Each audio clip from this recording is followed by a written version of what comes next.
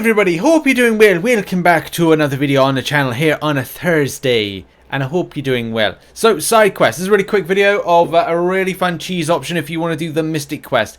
So I was playing about with ideas and also thinking about this last night. You know, what are some really kind of like cool options? Unfortunately, get limited opportunity to go into week 1. So I wanted to throw this video out as quickly as possible just to showcase a really fun cheese option in order to take on the date game. Now, when you're doing a team selection, and do bear in mind the reveal of the champions you face off against: Old Man Logan, Wolverine, X-23, Immortal Hulk, Hulk Rags, Joe Fixit, Annihilus, Nova, Silver Surfer. I'm also putting together like options to kind of like take on this and do like week 1, week 2, week 3, but that's something work in progress and is part of the February 2023 side event totals and guide spreadsheet, which will be out at some point later on today, but I've got to work on some other projects, so I'll get it out when the time is right. That sounds so weird. I'm gonna stop myself right there, but you knows what I mean.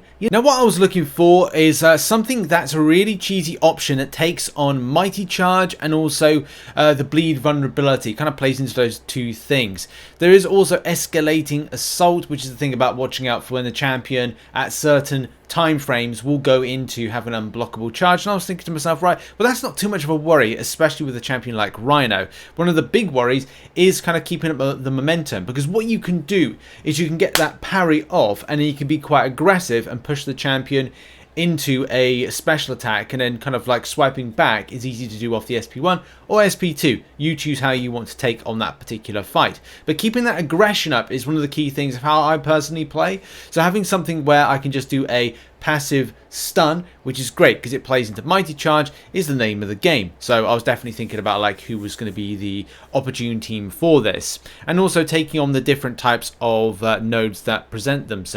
Just quickly on taking on some of the champs on the paths, there's a Hulk champion that always be associated with that particular one there, and that's usually something like Brutal Refresher. Whenever the defenders knock down, they gain a non-stacking energized passive. I actually confused this when you go into level 5, because this is level 3, I think, because I'm leaving one so I can record this video and kind of like talk about it. But in level 4 and level 5, you do get it where you have to have a lot of debuffs on the enemy. High debuff champions are normally the way to go.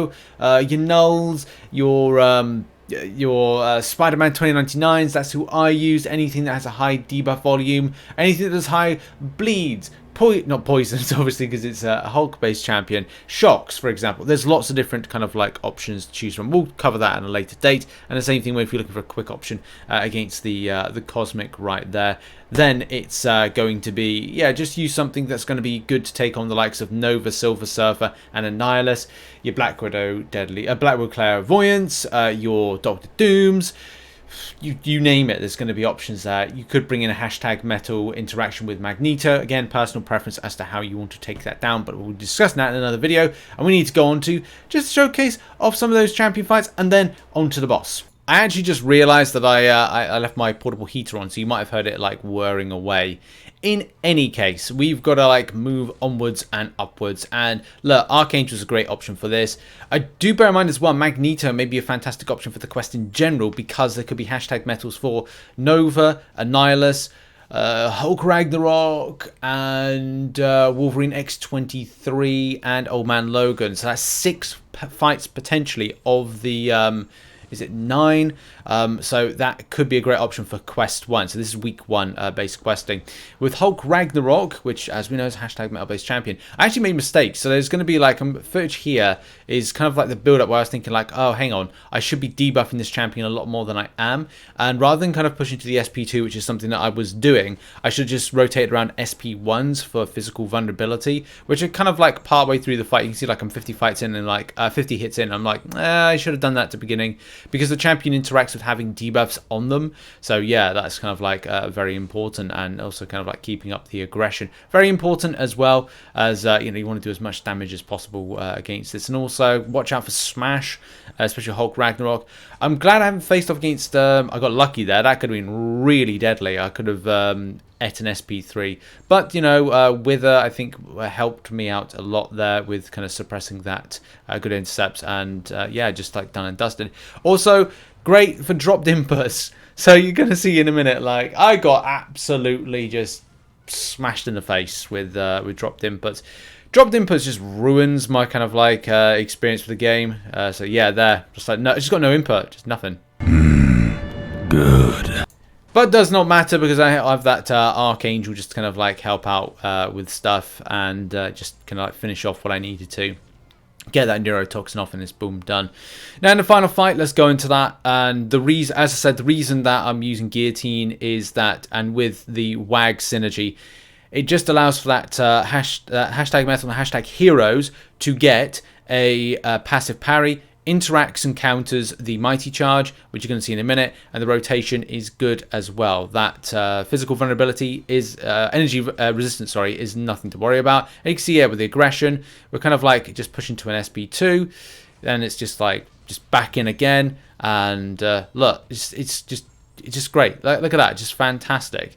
Because then what we can do is do this, this, and this, just no worries. Just got no worries whatsoever. That bleed vulnerability, look at it. The ticks of the bleed are fantastic. This is a 5-star rank 5 version. And this is when this champion comes into its own and can really just help slay that particular quest. Fantastic. Honestly, just kind of like helps out massively. If you're looking for an option to clear it, I strongly recommend Guillotine with White Magneto just to interact with the parry, the bleed vulnerability and the mighty charge, because it is... it's an effect. It's a passive effect. I think it refers to.